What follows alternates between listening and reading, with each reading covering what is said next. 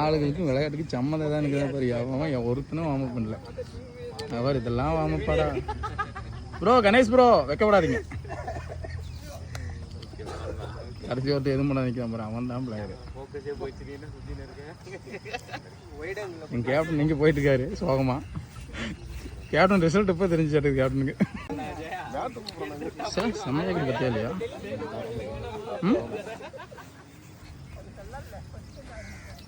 இதுதான் நானும் நினைக்காதீங்க. அது சூர்யா. எங்கள் டீம் கீப்பர் போயிட்டுருக்காரு. தரமான ஆள். பந்தை விடாதுக்கு முன்னே காரணம் சொல்லிடுவார். பந்து இதனால தான் போயிடுச்சு, கீழே போயிடுச்சு, மேலே போயிடுச்சு, உருண்டு போயிடுச்சு, என்ன வேணாலும் சொல்லுவார். போனதை தூக்குற மாதிரி மேடை தூக்கிட்டு இருக்கிறாங்க. அவங்க 2 பேர் தான் வந்திருக்காங்க ஆப்போசிட் டீமில். அவங்க டீம் பேர் டைகார்ட் டிஃபெண்டர்ஸ். எங்கள் டீம் பேர் ஏஐ மேஜிக்ஸ் நிஞ்சாஸ். தேங்காய் உடச்சி ஆளை தொலாவிட்டு கடைசியில் பார்த்தீங்கன்னா இப்போ தான் 11 பேர் ரெடியாகும். பார்த்தீங்கன்னா 10 பேர் தான் ரெடியாக இருக்குது. ஆனால் ஆப்போசிட் டீமில் 2 பேர் தான் வந்துருக்குறாங்க. பார்க்கலாம் என்ன நடக்குதுன்னு. இங்கே வேறு வலுவை தூக்கிட்டு போயிருக்கிறாங்க. எதுக்கு அந்த மேட்டன் தெரில. ஆல்ரெடி பிச்சில் மேட்டை அடிச்சிட்டாங்க. அங்கே 2 பேர் நின்று ஆராய்ச்சி பண்ணிட்டுருக்காங்க. இங்கே வந்தால் வேலை வைக்கிறாங்கன்னு சொல்லிட்டு அங்கே 2 நின்று ஆராய்ச்சி பண்ணிட்டுருக்காங்க. அது அங்கே சிரிக்கிறார் சூர்யா சிரிப்பு போட்டு. அவர் தான் அருண், எங்கள் டீமோட கீப்பரு. அவர் தான் எல்லாமே. அவர் தான் வந்து ஒரு முக்கியமான பிளேயரு. 24 நம்ம டிஷர்ட் போட்டு தூக்கிட்டு போயிட்டுக்கிறான் பாரு. அவன் வந்து சிறப்பான ஆள், அற்புதமான ஆள், அருமையான ஆள். அவன்கிட்ட இன்றைக்கி தான் வேலையை நாங்கள் வாங்கியிருக்கிறோம் வரலாற்றுலேயே. கிரவுண்ட்லாம் பார்க்குறதுக்கு கிராமத்துக்குள்ளேயே இருக்கிற ஒரு கிரவுண்டு மாதிரி சும்மா சுற்றி என்ன அப்பார்ட்மெண்ட் மட்டும் இருக்கிறனால சிட்டி மாதிரி தெரியும். ஆனால் வந்து கிராமத்துக்குள்ளேயே இருக்கிற மாதிரி தான் சுற்றியும் அப்படியே பசுமையேன்னு பச்சை பசையில் நிற்கு. என்ன கிரவுண்டு ஃபீஸாக 5000 கேட்குறாங்க. அதுதான் கொஞ்சம் மனசு கஷ்டமாக இருக்குது. ஒரு மேட்ச் விளையாடுறதுக்கு 5000 கேட்குறாங்க. 25 ஓவர் மேட்ச் தான். நம்ம அதுவுமே 30 ஓவர் கூட இல்லை. நம்ம அங்கே சும்மா காட்டில் சும்மா விளையாண்டுப்போம். ஆனால் இவங்க 25 ஓவர் விளையாடுறதுக்கு இங்கே 5000 கட்டி விளையாடுறாங்க. ஒவ்வொரு மேட்ச்சுக்கு 5000 கட்டி விளையாடுறாங்க. அதை நினச்சா தான் கொஞ்சம் மனசு வலிக்குது. சொன்னாலும் கேட்க மாட்டானுங்க. ஆளுக்கு 500 ரூபாய்ப்பானுங்க. எங்கிட்ட காசு கேட்குறதில்ல, அதனால் வந்துட்டுக்கிறேன். காசு கேட்டால் அடுத்த மேட்ச்லேருந்து வரமாட்டேன்.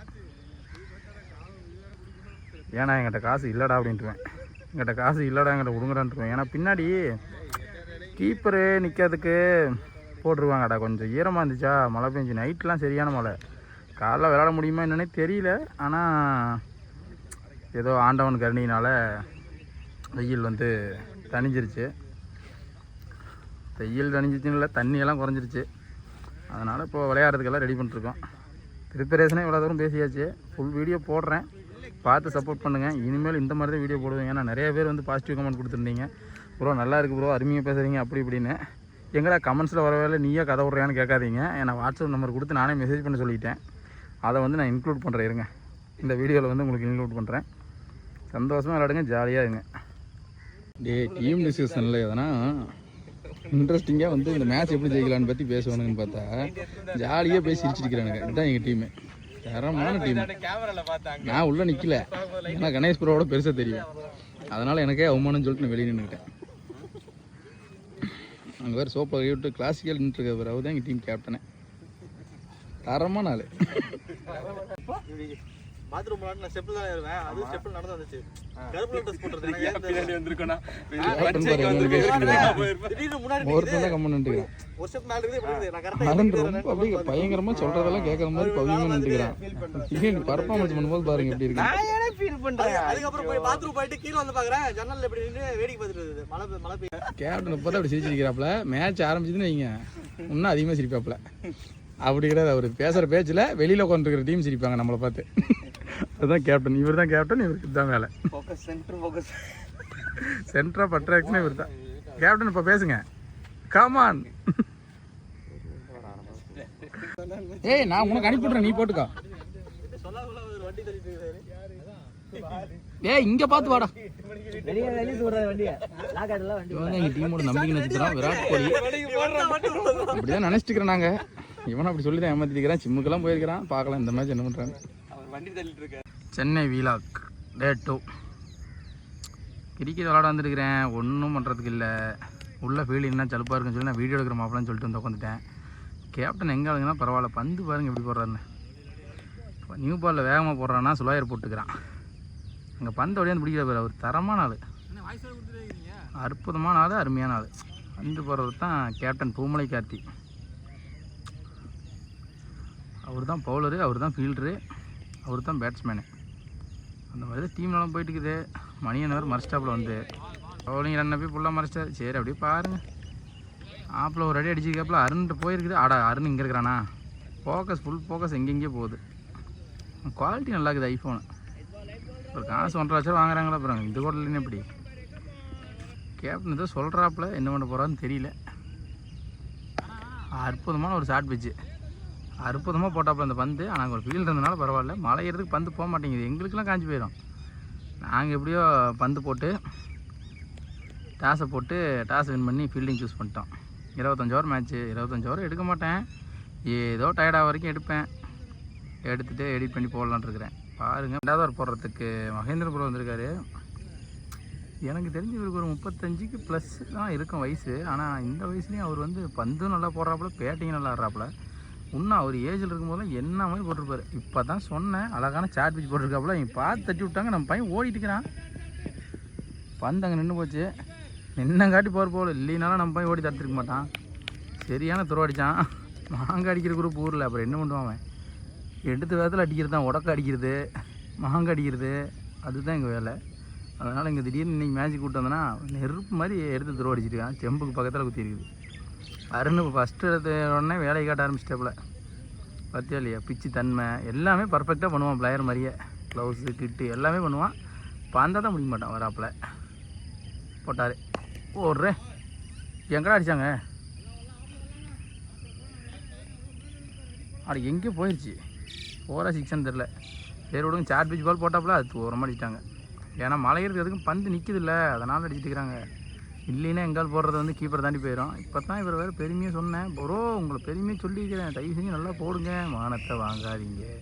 அவ்வளோதும் தெரிய மாட்டேங்கன்னா ஒன்றும் தெரிய மாட்டேங்கன்னா ஃபஸ்ட்லேயும் மறைச்சிக்கிறாப்புல. இருந்தாலும் அப்படியே எடுக்கிறேன். ஒயிடு போட்டாப்புல. கீப்பர் தடுத்துட்டாப்புல. பார்த்தீங்களா இல்லையா? சொல்ல ஜாண்டி ரோட்ஸோட கோச்சு. ஜாண்டி ரோட்ஸ்க்கு இவர் தான் கோச்சு. கணேஷ் ப்ரோ பந்து பிடிக்கிறாப்புல. அவர் தான் ஃபோனை கொடுத்துருக்காப்புல. அவர் எதுவுமே சொல்லக்கூடாது. சொன்னால் அப்புறம் மறுபடியும் ஃபோன் தர மாட்டாப்புல. அதனால் அவர் எதுவும் சொல்கிறதில்ல. நான் வராப்புல பந்தை போட்டு விட்டார். அழகான பாலை டிஃபன் பண்ணிட்டாங்க. இதுதான் வந்து எங்கள் ஊர் கிரிக்கெட்டுக்கு இங்கே இருக்கிற வித்தியாசமே. இந்த பந்தெல்லாம் போட்டால் மட்டைக்கு பிடிச்சி லெக் சைடில் தூக்கி எங்கேயோ அடிச்சிருப்பானுங்க. ஆனால் அவங்க வந்து தடுத்துட்டாங்க. ஏன்னா கிரிக்கெட் பாலாமா, அதனால் அப்படி தான் விளையாடுங்கிறாங்க. நம்மளுக்கு அதெல்லாம் தெரியாது. போன வேதத்தில் கண்ணை மூடி குத்தி போட்டால் லெக்கில் அடி, உள்ளே போட்டால் நேரடி. அவ்வளோதான் நம்மளுக்கு தெரிஞ்சு 2 வித்தை. இவங்க என்ன ஆஃப் சைடில் அடி சொல்லிட்டுருக்காங்க. ஆட மழை பெஞ்சனால அங்கே ஒரு சின்ன தடுமாற்றம் வேறு. ரொம்ப கஷ்டம். அவ்வளோ நிலைமையெல்லாம் நினச்சி பார்த்தா தான் ரொம்ப கஷ்டமாக இருக்குது. மணியெல்லாம் நானும் பார்த்துட்டேன்னு சொல்லி பார்த்துட்டேன். ஆனால் ஃபேன்ஸுக்கெல்லாம் மாறிக்கும்னா அப்படின்னு சொல்லி பார்த்துட்டேன். கேட்க மாட்டாப்புல. இது பார்த்தே இல்லையா? இது ஒரு முரட்டை சாட் பிச்சு.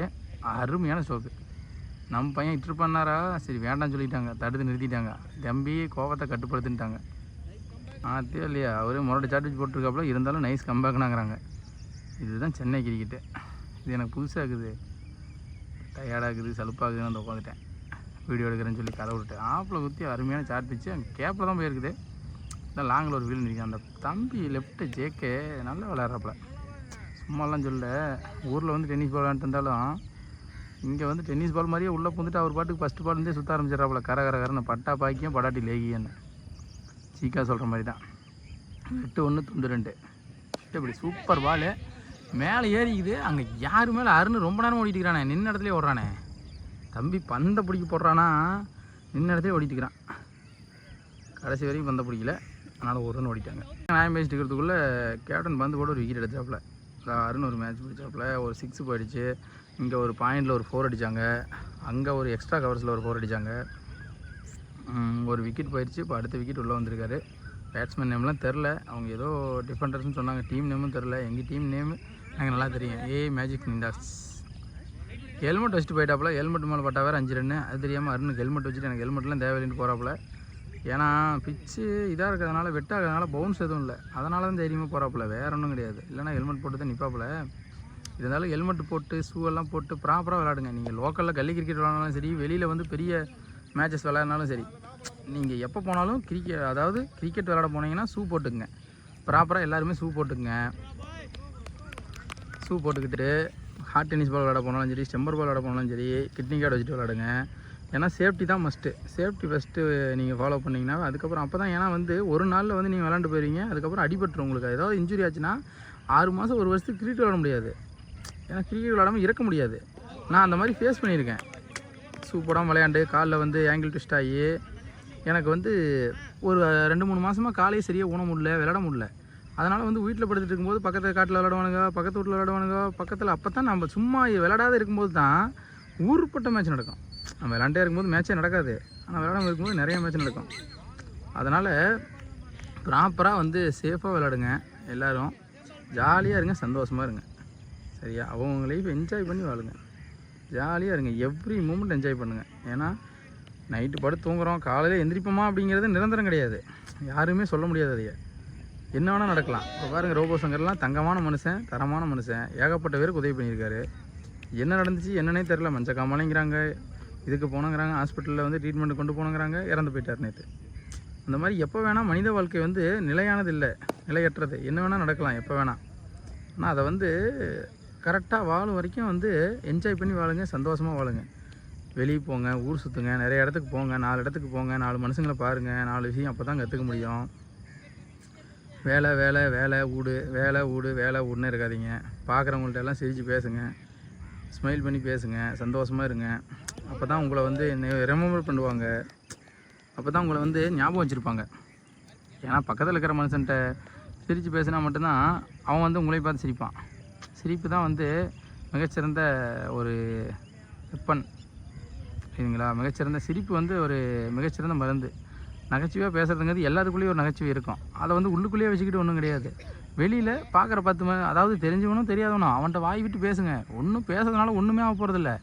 ஒருத்தன் வந்து அதிகமாக பேசுகிறான், இவனடா இவன் எழுச்சி வேணாட்டு பேசிட்டு இருக்கிறான், சிரிச்சுட்டு இருக்கிறான் நினைப்பானுங்க. ஐயோ, அடுத்தவன் 1000 சொல்லிட்டு போகிறான், அதனால் நம்மளுக்கு கவலையே இல்லை. உனக்கு பேசுறது பிடிக்குதா, நீ பேசிக்கிட்டே இரு, தப்பே கிடையாது. ஒரு நாள் அந்த ஸ்கில்லை நீ டெவலப் பண்ணிக்குவேன், அந்த ஸ்கில் மூலிமா நீ வந்து சம்பாதிக்க முடியும்.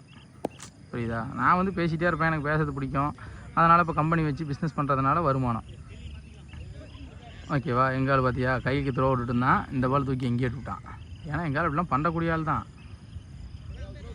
புரியுதுங்களா? ஜாலியாக பேசுங்க, சந்தோஷமாக பேசுங்க, எல்லாருக்கிட்டையும் பேசுங்க, எல்லார் மேலேயும் அன்பு செலுத்துங்க. புரியுதுங்களா? ஏன்னா எல்லாருமே மனிதர்கள் தான், சக மனிதர்கள் தான். ஓகேங்களா? எல்லாருமே தோழர்கள், தோழிகள். மறுபடியும் இந்த பிறவி பிறப்புமா அப்படிங்கிறது நிச்சயம் கிடையாது யாருக்குமே. அதனால் இருக்கிற வரைக்கும் என்ஜாய் பண்ணி வாழுங்க, சந்தோஷமாக இருங்க, ஜாலியாக இருங்க. பக்கத்தில் இருக்கிறவங்கள்ட்ட ஒரு விலங்குகள் மேலே அன்பு செலுத்துங்க, பறவைகள் மேலே அன்பு செலுத்துங்க, பார்க்குற அனைத்தையும் ரசிங்க. இயற்கை தான் வந்து இருக்கிறதுலையே ரொம்ப அற்புதமானது. ஒவ்வொரு நாளும் ஒவ்வொன்றும் ஆச்சரியப்படுத்தக்கூடியது. நீங்கள் ஒரு நாளைக்கு மேகம் பார்த்தீங்கன்னா ஒரு கலரில் இருக்கும், அடுத்த நாள் பார்த்தீங்கன்னா அந்த கலரில் இருக்காது. நீங்கள் அதை டெய்லி வாட்ச் பண்ணி பாருங்கள். நைட்டு வந்து நிலா வந்து பார்த்திங்கன்னா ஒரு முழு அன்னைக்கு ரவுண்டாக இருக்கும், தேய்பிறைனா குறைஞ்சிட்டே வரும், அதுக்கப்புறம் வந்து நிலாவோட சைஸ் குறைஞ்சிட்டே வரும், அதுக்கப்புறம் வந்து பார்த்திங்கன்னா வளர்பிறைனா வளர்ந்துட்டே வரும். ஒவ்வொரு டைமும் ஒவ்வொன்று நடக்கும், அது எல்லாமே அற்புதம் தான். சரிங்களா? நிலாவோட அது எல்லாமே பார்த்து ரசிங்க. என்ன பண்ணிட போகிறோம், என்னத்தை கொண்டு போயிட போகிறோம், ஒன்றுமே கிடையாது. காசு காசு காசுன்னு சம்பாரித்து ஒன்றுமே நான் கொண்டு போக போகிறதில்ல. யாரையும் ஏமாற்றாதீங்க, புரியுதா? ஆனால் யாரையுமே முழுசாக பிளைண்டாக நம்பிடாதீங்க. இது இந்த கடைசி 1 வருஷத்தில் நான் கற்றுக்கிட்ட பாடம். முழுசாக யாரையுமே விட்டுட்டாப்புல, கீப்பர் விட்டாப்புல, பந்தை துரத்திட்டு வந்துட்டுக்கிறாரு. எங்கடா அவர் பிரேம்லேயே இல்லை. யாரையுமே முழுசாக நம்பாதீங்க. இவங்க தான் நம்மளுக்கு வந்து எல்லாமே இவங்க வந்து பார்த்துப்பாங்க அப்படின்னு சொல்லி நம்பாதீங்க. குடும்பத்தில் இருக்கிறவங்களை தவிர வேறு யாருமே நல்லா பார்த்துக்க மாட்டாங்க நம்மளை. எந்த ஒரு கஷ்டம் துக்கம் துயரம்னாலும் நம்ம குடும்பத்தில் இருக்கிறவங்க மட்டும்தான் கூட நிற்பாங்க. நம்ம அண்ணன் தம்பி அம்மா அப்பா அவங்கள தாண்டி வேறு யாருமே வந்து நீ நல்லா இருக்கணும்னு நினைக்க மாட்டாங்க. எந்த ஒரு சூழ்நிலையிலும் வந்து ஃபேமிலி தான் பார்த்தீங்கன்னா கூட நிற்பாங்க, கூட நின்று சப்போர்ட் பண்ணுவாங்க. எனக்கும் தம்பிக்கெலாம் ஆகாது, எனி டைம் சண்டையாக தான் போட்டிருப்போம். ஆனால் வந்து கடைசி 1 வருஷமாக நாங்கள் வந்து எனக்கு கொஞ்சம் பண கஷ்டம் பிரச்சனை, கடன் பிரச்சனை அந்த மாதிரி வந்தப்போ என் தம்பி மட்டும்தான் எனக்கு ஹெல்ப் பண்ணான். வேறு யாருமே வந்து தம்பி மட்டும்தான் கூட நின்று என்னோடய கஷ்டம் துக்கம் துயரத்தில் எல்லாத்துலேயும் கூட நின்று எனக்கோசரம் வந்து பாடுபட்டான், உழைச்சான், வேறு பக்கம் கடன் வாங்கி கடன் கட்டினான், கடன்காரங்களுக்கு பதில் சொன்னான், எல்லாம் பண்ணான். நான் ஒரு 1000 பேர் பழகிருப்பேன், பார்த்தா கூட பேசலை. புரியுதுங்களா? அவங்க வந்து கஷ்டத்தில் கூட நிற்கலை அப்படின்னு நான் வந்து கஷ்டத்தை அதாவது சந்தோஷத்தான் வந்து நண்பர்கள்ட்ட பகிர்ந்துக்கணும், கஷ்டத்தை நண்பர்கள்ட்ட பகிர்ந்துக்கக்கூடாது. நம்ம கஷ்டத்தை நாமளே பார்த்துக்கணும் தான் நினைப்பேன். ஆனால் நாம் வந்து போனோம்னா கூட நம்மளை பார்த்தா கூட பேச மாட்டாங்க. நாம் ஒரு சிரமத்தில் இருக்கிறோம், அது பணப்பிரச்சனைலாம் இருக்கிறோன்னு தெரிஞ்சுதுன்னா பார்த்தா கூட பேச மாட்டானுங்க. ஏன்னா பேசுனா, ஏன்னா ஒவ்வொருத்தனும் அம்பானி பில்கேட்ஸு அப்படின்னு நினைப்பேன். பேசுனா வச்சுக்கோங்க, நாம் அவனுங்கள்ட்ட கடன் கேட்டுருவோமா. அவன்கிட்ட நம்மள்ட்ட ஒருத்தர் வந்து பேசினா கூட அவன்கிட்ட எல்லாம் எதுக்கு பேசுகிற, அவன்லாம் இவ்வளோ பிரச்சனையாக்குறான்.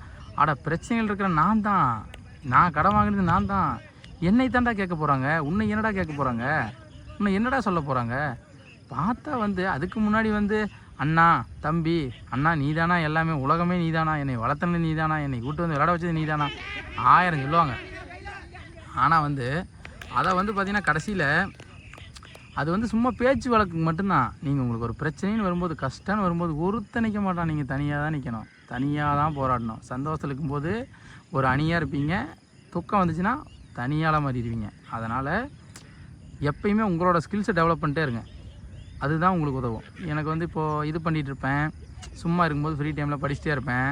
அதனால தான் இப்போ வந்து பார்த்திங்கன்னா பிஸ்னஸ் ஃபுல்லாக என் தம்பி பார்த்துக்கிறான், நான் படிக்கலாம், மேற்படிப்பு படிக்கலாம், கவர்மெண்ட் எக்ஸாம் படிக்கலாம் அப்படின்னு சொல்லிட்டு படிக்க ஸ்டார்ட் பண்ணியிருக்கேன். புரியுதுங்களா? அதனால் உங்களோட ஸ்கில்ஸில் ஃபோக்கஸ் பண்ணுங்கள். நீங்கள் உங்களோட க்ரோத்துக்கு, உங்களோட செல்ஃப் க்ரோத்துக்கு நீங்கள் ஃபோக்கஸ் பண்ணுங்கள். அப்போ தான் வந்து பார்த்திங்கன்னா செல்ஃப் ஸ்கில் டெவலப்மெண்ட்டுக்கு ஃபோக்கஸ் பண்ணுங்கள். அப்போ தான் உங்கள் மேலே உங்களுக்கு கான்ஃபிடன்ஸ் வரும். அப்போ தான் நீங்கள் ரியல் லைஃப் ப்ராப்ளம்ஸை ஃபேஸ் பண்ண முடியும். இதெல்லாம் என்னோடய அனுபவத்தில் சொல்லிகிட்டு இருக்கேன், வேறு புக்கில் படித்தோ அந்த மாதிரி இந்த மாதிரியோ சொல்ல முடியாது. இந்த லாஸ்ட் 1 இயராக நான் பட்ட கஷ்டம்லாம் ஊருப்பட்ட கஷ்டம். ஆனால் இவ்வளோ கஷ்டப்பட்டு கடைசியில் தெரிஞ்சது, நீ இந்த கஷ்டத்தையெல்லாம் தாண்டி வந்துடுவே அப்படிங்கிறதுனால தான் கடவுள் உனக்கு இந்த கஷ்டத்தை கொடுத்துருக்கான் அப்படின்னு எனக்கு தெரியுது. அதாவது அப்படி தெரிஞ்சது அப்படிங்கிறத விட நான் அப்படி நினச்சிக்கிட்டேன். ஏன்னா இவ்வளோ பிரச்சனை வந்துருந்து, இவ்வளோ பிரச்சனை வேறு ஒருத்தனுக்கு வந்துருந்துச்சுன்னா அவன் செத்துருப்பான், இல்லை ஏதாவது நடந்திருக்கும், என்ன வேணால் நடந்திருக்கலாம். ஆனால் வந்து நீ வந்து ஏதோ ஒரு சம்திங் ஸ்பெஷல், அதனால தான் நீ வந்து இன்னும் உயிரோடு இருக்க.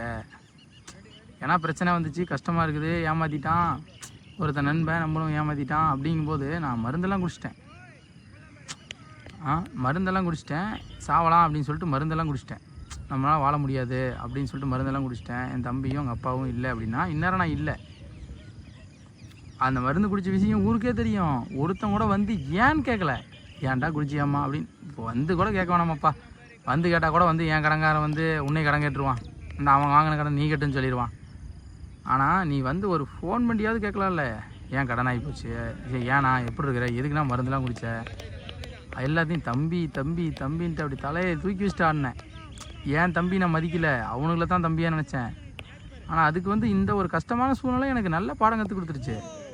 அதனால் வந்து பார்த்தீங்கன்னா இதுக்கு மேலே யாரையும் நம்ப மாட்டேன். நான் எனக்கு தேவை, நான் வருவேன், பொழப்பு என்னோடய பொழப்பு, நான் உண்டு, என் பொழப்பு உண்டுன்னு பார்த்துட்டு நான் பாட்டுக்கு இருப்பேன். நான் ஏன்னா ஒரு வருஷம் அப்படி தான் இருக்கேன். நான் உண்டு, என் பொழப்பு உண்டு, என் குடும்பம் உண்டு, அவ்வளோதான். அவங்க குடும்பத்தை பாருங்கள், அடுத்தவங்க குடும்பத்துக்காக நீங்கள் உழைக்கவும் ஆரம்பிக்காதீங்க, ஓடவும் ஆரம்பிக்காதீங்க. ஏன்னா எவனுமே உங்கள் கஷ்டத்தில் வந்து நிற்க மாட்டான். நீங்கள் வந்து பயங்கரமான க்ளோஸு, பயங்கரமான ஃப்ரெண்டு அப்படின்னு நினச்சிட்டு இருப்பீங்க. அவன் தான் ஃபஸ்ட் எடுத்தோன்னா உங்களுக்கு முதுகில் குத்துவான், எப்படா உழுவான், எப்படா இவனுக்கு புத்தி சொல்லலாம் அப்படின்னு நினைப்பானுங்க. அந்த மாதிரி தான் இருப்பானுங்க. நீங்கள் ஒரு கொஞ்சமால் டெவலப் ஆகிட்டிங்கன்னா எவனுக்குமே அது பொறுக்காது. கொஞ்சமால் டெவலப் ஆகிட்டிங்கன்னா அது வந்து யாருக்குமே பொறுக்காது. உடனே வந்து பார்த்தீங்கன்னா எப்படா நான் உழுவான், எப்படா அவனுக்கு புத்தி சொல்லலாம் அப்படின்னு தான் பார்த்துட்டு இருப்பாங்க. சுற்றி எல்லோரும் அப்படி தான் பார்த்துட்டு இருப்பாங்க. நம்மளோட வளர்ச்சி பார்த்து பொறாமப்படாத ஒரே ஒரு ஆண்மகன்னா அது நம்ம அப்பா மட்டும்தான், அப்பாவும் தம்பியும் மட்டும்தான். மற்றபடி பார்த்தீங்கன்னா வேறு எல்லாருக்குமே நம்ம மேலே ஒரு பொறாமை இருக்குது. இவனடா இப்படி ஜாலியாக இருக்கிறான், இவனடா இப்படி ஜாலியாக சுற்றிட்டு இருக்கிறான், இவனடா விளையாண்டு சுற்றிட்டு இருக்கிறான், ஆனால் சம்பாதிச்சிக்கிறான், அதை பண்ணுறான், இதை பண்ணுறான் அப்படின்னு நம்ம மேலே ஒரு கண்ணு இருக்கும். நாம் ஒரு கஷ்டத்தில் இருக்கும்போது தான் அந்த வன்மத்தை அவங்க நம்ம மேலே ஃபுல்லாக காட்டுவாங்க.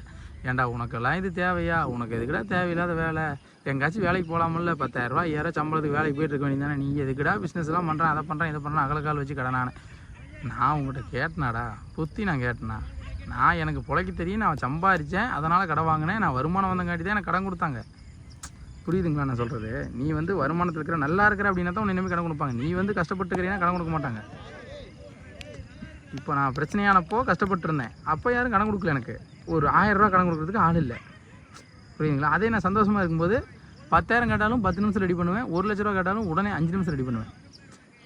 அது அப்போ வந்து நல்லா இருக்கும்போது எல்லாமே நல்லா நடக்கும். ஆனால் நம்ம கஷ்டத்தில் இருக்கும்போது யார் ஒருத்தர் 2 பேர் நம்ம கூட நின்னாங்களோ அவங்க தான் கடைசி வரைக்கும் நம்மளுக்கு கூட நிற்பாங்க. அதை முதல்ல நல்லா தெரிஞ்சுக்கங்க, சரிங்களா? இதுதான் வாழ்க்கை. வாழ்க்கையோட தத்துவமே இவ்வளோ தான், வேறு ஒன்றுமே கிடையாது. உங்களை மதிக்கிறோன்னா மதிங்க, ஓகேவா? உங்களை ஒருத்தன் மிதிக்கிறான் அப்படின்னா அவனை நல்ல அவன் ஒரு மிதி மிதிச்சாலும் நீங்கள் 4 மிதி மிதிங்க. ஜாலியாக இருங்க, சந்தோஷமாக இருங்க, எல்லாத்துக்கூடும் பழகுங்க. யாதும் ஊரே யாவரும் கேளு, அவ்வளோதான். நீங்கள் ஒன்றுமே யோசிச்சுட்டு அவன் அப்படி பண்ணிட்டான், இவன் இப்படி பண்ணிட்டான் அப்படின்னு யோசிச்சுட்டோ ரிவெஞ்ச் எடுத்துக்கிட்டு இருக்கிறதுக்கோ டைம் இல்லை.